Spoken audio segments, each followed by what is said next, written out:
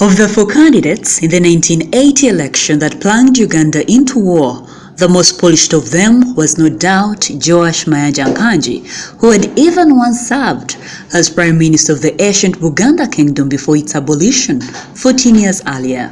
New Vision TV now traces Nkangi's life after the fateful elections. As the last Prime Minister of the ancient Buganda Kingdom, which was militarily destroyed on his watch, Mayanja Nkangi had possibly been at the receiving end of the worst political crisis than any other Ugandan. This could explain why he managed to live peacefully in Uganda from 1971 when he returned to bring the border of his Kabaka, Edward Mutesa, through all the successive governments until he died in 2017, aged 85.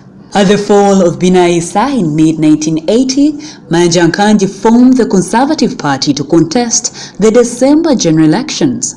A lawyer and economist trained both in Makerere and Oxford in England, Mayanja Nkangi had a clear manifesto proposing a federal system of government, but hardly anybody paid attention in a poised atmosphere where federation was instinctively equated to Uganda supremacy.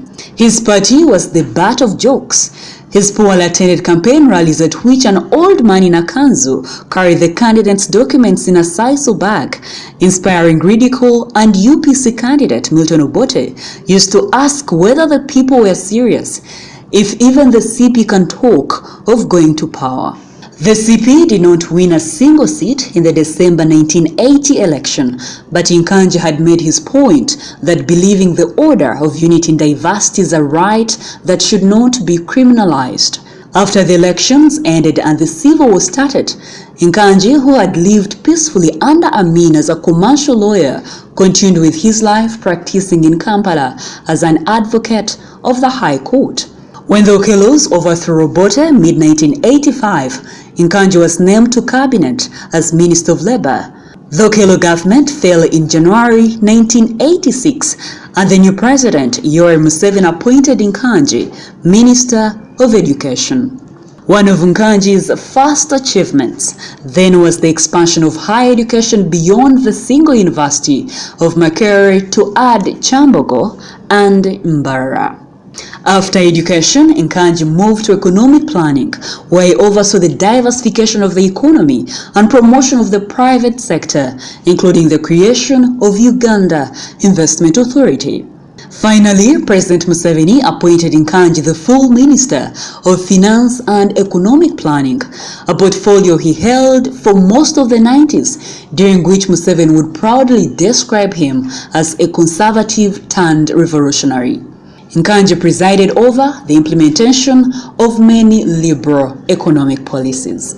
Leaving cabinet in 2001, Nkangi became chairman of the Uganda Land Commission, holding the position for some 12 years. While he was seen as a decent individual, a lot of the mess in lands occurred under his watch.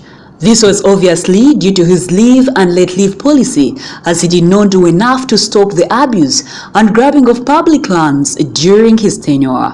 When he died in 2017 at the age of 85, most eulogies emphasized his humility. After surviving the worst political crisis in Uganda's history, Nkangi lived at peace under all the successive turbulent systems, and his survival was attributed to humility and obedience. While it helped to live to a ripe old age and see great grandchildren, does anybody consider it a record to be proud of?